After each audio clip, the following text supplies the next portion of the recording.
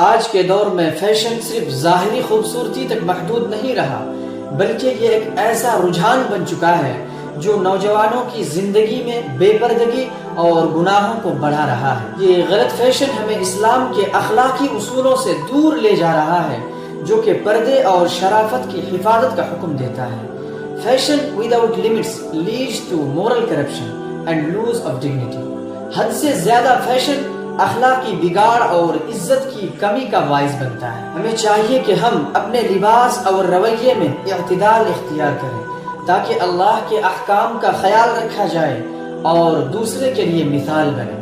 پردے کو صرف رسم نہیں بلکہ ایمان کی نشانی سمجھنا چاہیے۔ قرآن ہمیں کہتا ہے، یا بنی آدم قد انزلنا علیکم لباسا یواری سوآتکم وریشا۔